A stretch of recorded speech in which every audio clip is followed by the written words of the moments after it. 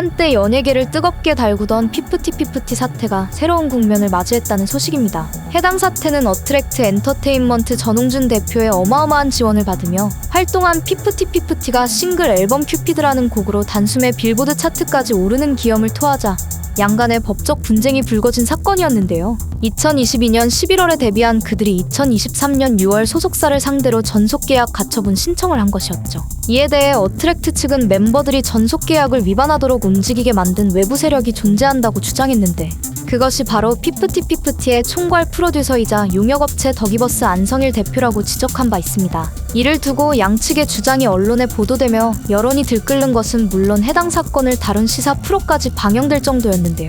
이런 법적 공방에 대해 지난 8월 법원은 증거불충분으로 피프티 멤버들의 전속계약 가처분 신청을 기각한 바 있습니다. 그러자 멤버들은 바로 항고에 들어가며 어트랙트와의 계약 해지를 위한 의지를 불태웠죠. 그러던 와중 그들이 제2의 국면을 맞았다고 할 수 있는 사건이 하나 발생하게 돼요.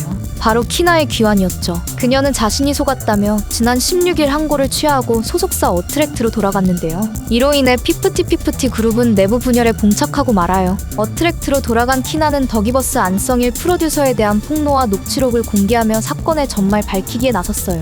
안성일 대표가 외부 기업으로부터 받은 어트랙트의 투자금 등이 결국 피프티의 빚이 될 거라고 귀띔하며 부모들에게 접근, 계약 해지를 종용했다는 것이었죠. 전속 계약 해지 통보 직전에는 멤버들에게 전염병 확진 키트 사진을 제공해 어트랙트 눈에 띄지 않게 숙소를 빠져나올 것을 지시했고 가처분 소송 중에는 멤버 부모들에게 연락해 지속적으로 조언했다는 게 키나의 주장이에요. 반면 소송을 그대로 진행하는 나머지 3멤버는 인스타그램 계정을 통해 연일 어트랙트를 겨냥한 비난 입장문을 내놓으며 반전을 노렸고요. 이에 더는 참을 수 없었던 어트랙트는 심대한 계약 위반 행위들에 대해 어떠한 시정과 반성도 없는 것에 대한 조치라며 그들에게 19일부로 전속계약 해지 통보를 하기에 이르러요.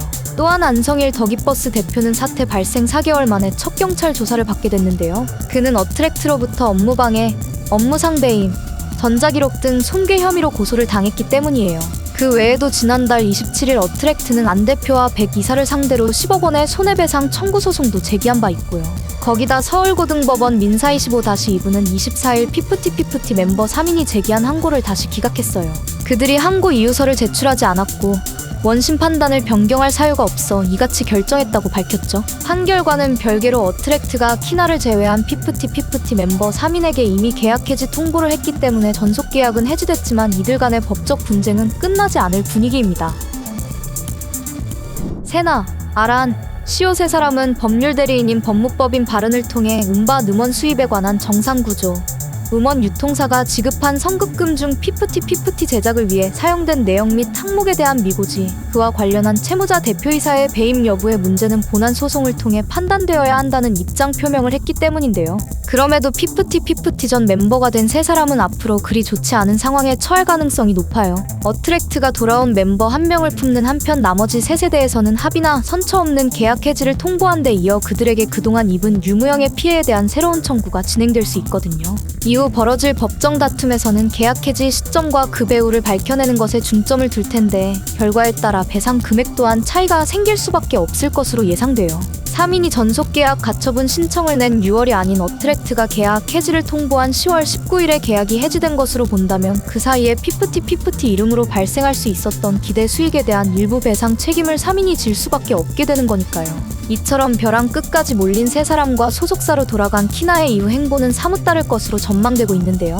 현재 피프티 계정 멤버의 키나만 등록된 상황인 만큼 그녀가 솔로 앨범을 낼 가능성도 높아 보여요. 어트랙트가 제2의 피프티를 만들기 위해 JTBC와 손잡고 새 걸그룹 오디션을 추진할 것으로 알려졌는데 키나가 이 오디션에 참여하게 되는 것 아니냐는 의견도 나오고 있죠. 이렇듯 여러 가능성이 열려있는 키나와 달리 세나, 시오, 아라는 남아있는 법적 분쟁은 물론 대중의 싸늘한 시선까지도 피할 수 없는 상황인데요. 전문가들은 그들이 다시 활동할 가능성에 대해 굉장히 회의적인 입장이에요. 결국 그룹 피프티는 사실상 해체된 것으로 봐도 무방한 상황입니다. 이로써 그들은 딱 한 곡의 히트곡만 남긴 원히트 원더 가수로 남게 됐어요. 활동 기간을 겨우 1년도 못 채우고 말이죠. 세계 음악 팬들에게 중소돌의 기적이라고 불리며 앞으로 뻗어 나갈 길이 창창하던 피프티는 이렇듯 씁쓸한 뒤처리만 남긴 채 이렇게 역사 속으로 사라지게 된 거예요.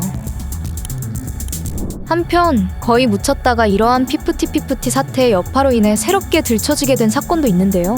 그건 바로 현재 더기버스 소속 가수인 손승연에 대한 겁니다. 그녀는 싱글 음반 편집 제작을 계기로 안 대표를 만난 이후 돌연 전 소속사의 계약 해지를 요구한 것이었죠. 손승연은 각종 이유를 들어 전 소속사와 전속 계약 해지 가처분 신청을 했지만 재판부는 그녀의 주장에 근거가 없다며 기각했어요. 그러자 그녀가 전 소속사에 손해배상을 하면서까지 안성일 대표 쪽으로 이적을 한 사실이 드러났거든요. 무명 시절부터 물심양면 지원해준 소속사를 버리고 자신의 실리를 쫓는 피프티와 손승연에 대해 대중은 비난과 야유를 쏟아냈어요. 통수돌 안투 안성일 대표에게 나도 당했다는 신조어 등으로 조롱이 이어지자 손승연은 안성일 대표는 자신의 소속사 이적에 관여한 적이 없다고 선을 그었지만 대중의 반응은 싸늘하기만 했죠. 여러 정황으로 봤을 때 더기버스 안성일 대표가 남의 둥지에서 소위 돈될 만한 아티스트를 훔쳐간 일이 비단 이 두 가지 사례뿐만이 아닐 거라는 주장이 제기되는 것도 이상할 것이 없는데요. 키나가 소속사로 돌아오며 가져온 증거들로 인해 피프티 사태에 그의 개입 여부가 더욱더 명확해진 가운데 앞으로 이 일이 어떻게 풀어져 나갈지는 좀 더 지켜봐야 할 것 같네요. 오늘도 끝까지 시청해주셔서 감사합니다. 다음 영상에서 또 만나요.